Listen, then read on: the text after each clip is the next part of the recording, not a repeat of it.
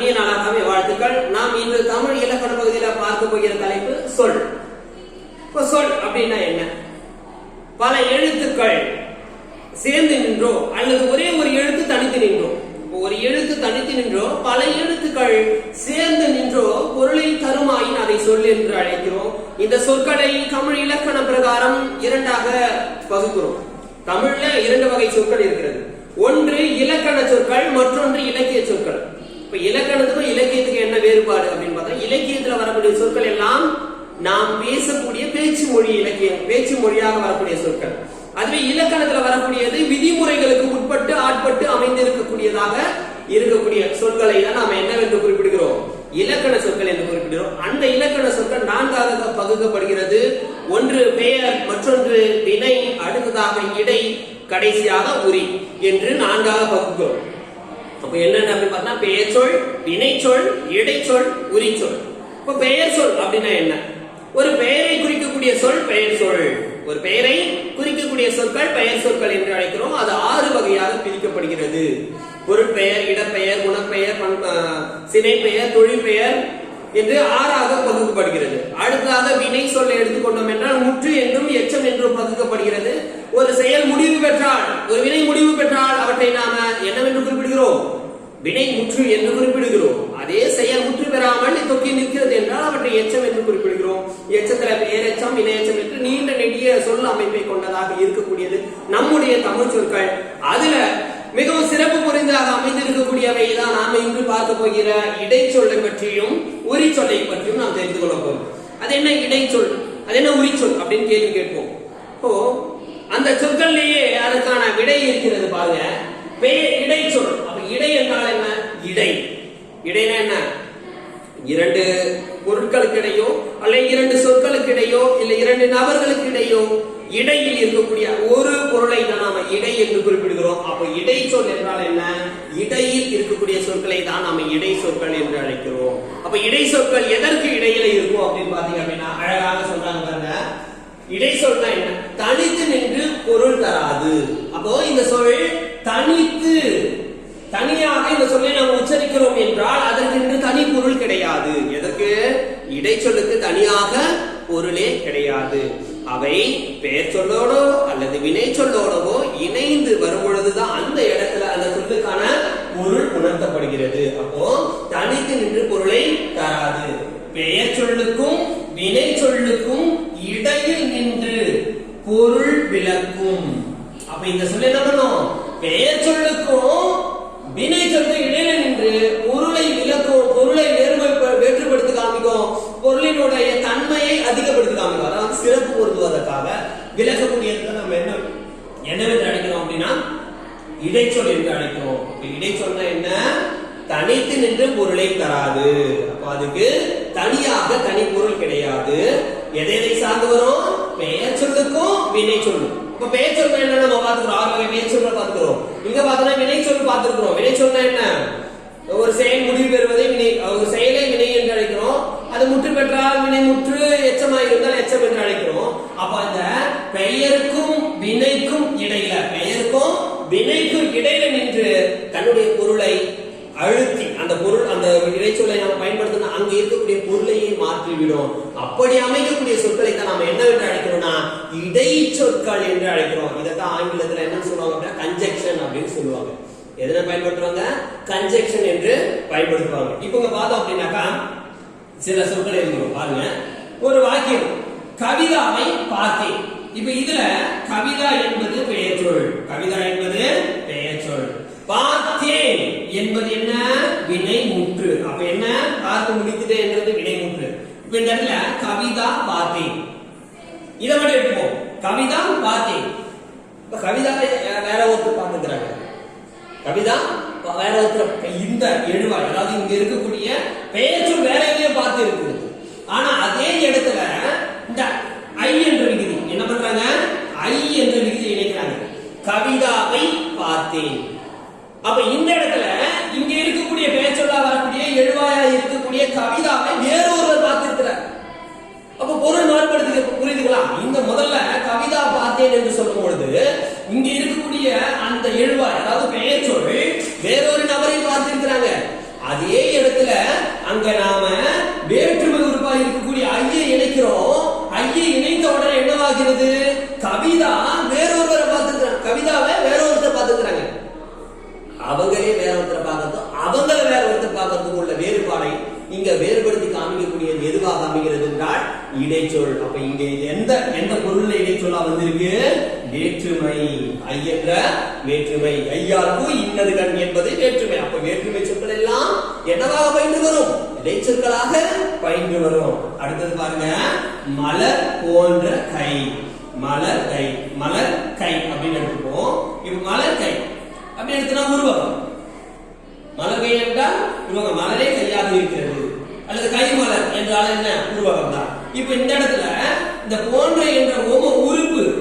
அப்ப மலரை போல அவருடைய கை இருக்கிறது. அந்த பெண்ணுடைய கை மலரை போல மென்மையாக இருக்கிறது.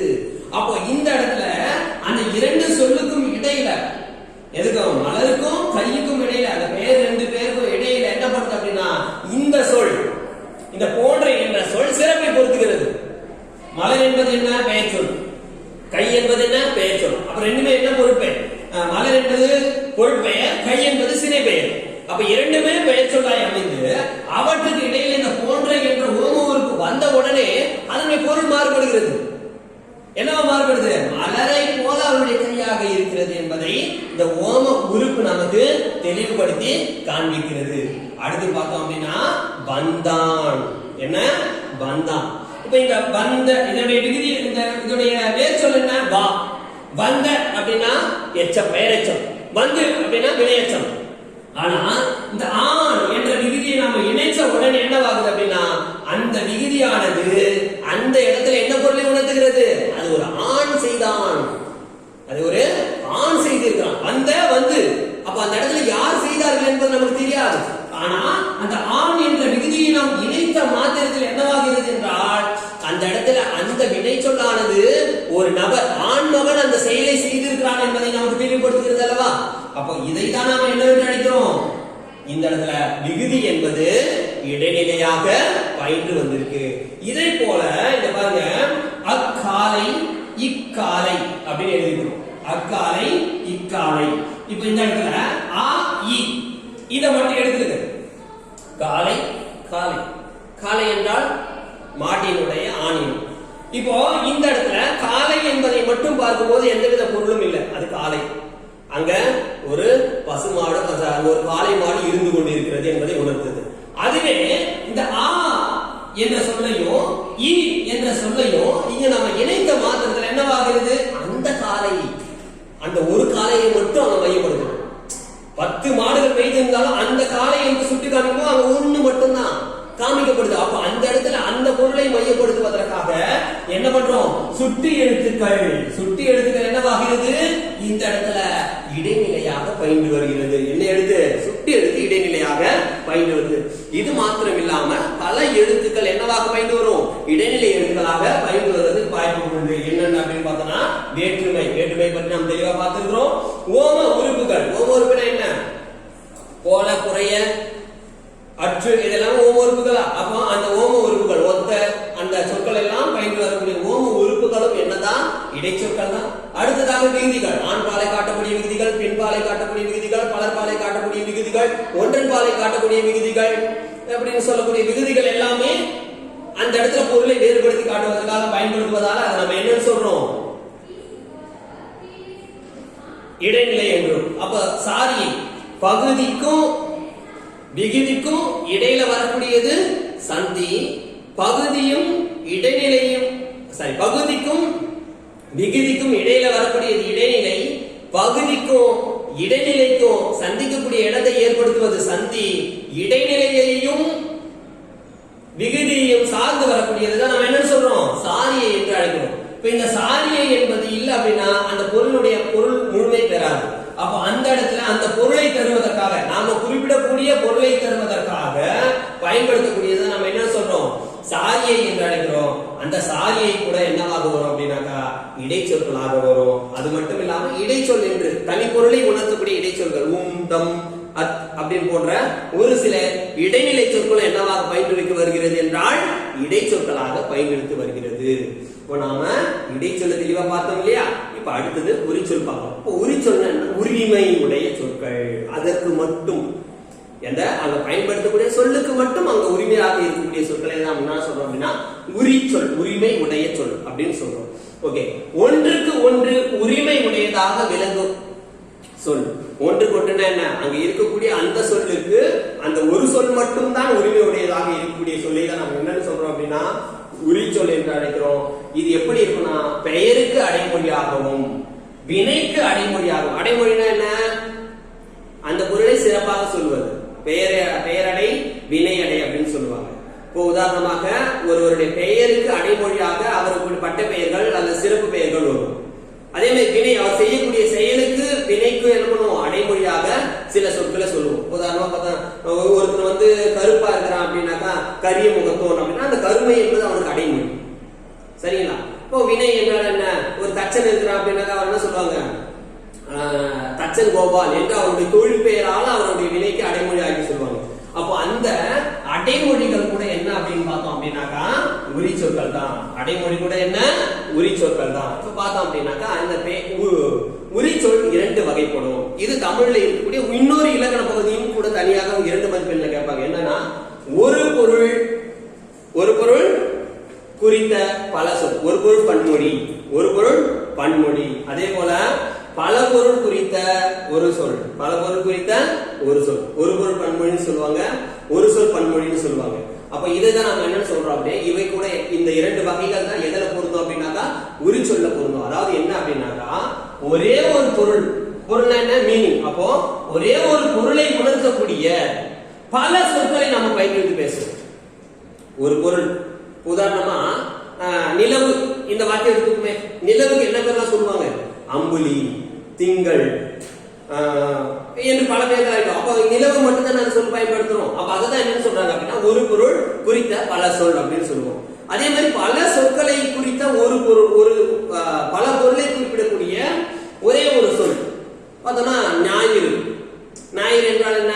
மாதத்தினுடைய வாரத்தினுடைய முதல் நாள். ஞாயிறு என்றால் சூரியன். இப்ப 2 பொருளுக்கு ஒரே சொல் நாம பயன்படுத்துறோம். அதுதான் நம்ம என்ன சொல்றாங்க அப்படின்னா பல பொருள் குறித்த ஒரு சொல். இப்ப எடுத்துக்காட்டு கொடுக்குறாங்க பாருங்க. சால பேசினான் ஒரு புகழ் தவ உயர்ந்தன நனிக்கின்றான். இப்ப இதுல எதெல்லாம் உரிச்சொல் அப்படின்னு பாத்தீங்கன்னா சால, உரு, தவ, நனி. இப்ப இந்த சொல் எல்லாமே என்னன்னு சொல்கிறாங்க? ஒரு பொருளை குறித்து வரக்கூடிய பல சொற்கள், ஒரு பொருளை குறித்து வரக்கூடிய பல சொற்கள். அப்ப இந்த சொல் என்ன பொருளை உணர்த்துது? சால பேசினான், மிகுதியாக பேசினான். ஒரு புகழ், மிகுந்த புகழை உடையவன்.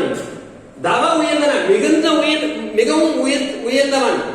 நனி தின்றான், மிகவும் தின்றான். அப்ப இங்க எல்லாமே என்ன பொருளை உணர்த்துகிறது? மிகுதி. என்ன பொருளை உணர்த்துகிறது?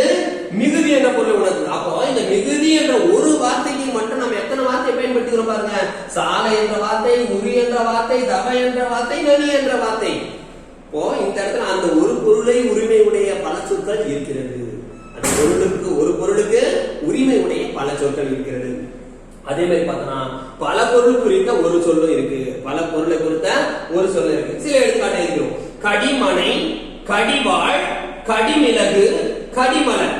இப்ப இந்த இடத்துல எல்லாம் ஒரே சொல்லுதான் இருக்கு.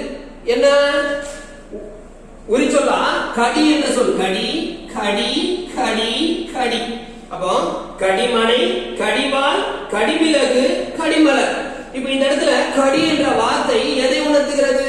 கடிமனை, மனை என்றால் வீடு. அப்போ காவல் மிகுந்த வீடு, காவல் மிகுந்த வீடு.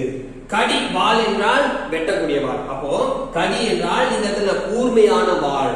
அடுத்தது பாருங்க கடி மிளகு. கடி என்றால் இந்த இடத்துல மிளகுக்கு என்ன தன்மையுடையது? காரம். அப்போ கருப்பு, அதாவது அதிகப்படியான காரம் மிகுந்த மிளகு. அடுத்து பாருங்க கடி என்றால் என்ன? மலர். மலருக்கு எந்த சொல்ல பயன்படுத்துறோம்? கடி. கடி என்ன? சிறந்த மலர் அப்படின்னு. இப்போ இந்த கடி என்பது காவலாகவும், கடி என்பது கூர்மையாகவும், கடி என்பது கரிப்பாகவும், கடி என்பது சிறப்பாகவும் இந்த இடத்துல என்ன பண்றோம்? பயிற்று அந்த சொல்ல நாம அமைக்கிறோம். அப்ப இது என்னன்னு சொல்றோம்னா ஒரு சொல் பல பொருளை உணர்த்துகிறது. ஒரு பொருளை பல சொற்களை உணர்த்தக்கூடிய ஒரே சொல் பயிற்றுவிக்கிறது. பல பொருட்களை உணர்த்தக்கூடிய ஒரே சொல் பயிற்றுவிக்கப்படுகிறது. சோ இப்ப நாம என்ன பார்த்திருக்கோம் அப்படின்னா இடைச்சொல் உரிச்சொல் பார்த்திருக்கோம். இது தமிழ் இலக்கணத்துக்கு சிறப்பு சேர்க்கக்கூடிய 2 வகை சொற்களை நாம இலக்கண வகையில பார்த்திருக்கிறோம். அடுத்த காணொலி காட்சிகள்ல தமிழில் தெளிவு பெறாத மற்ற இலக்கண பகுதிகளையும் தெளிவு பெறுவோம். நன்றி, வணக்கம்.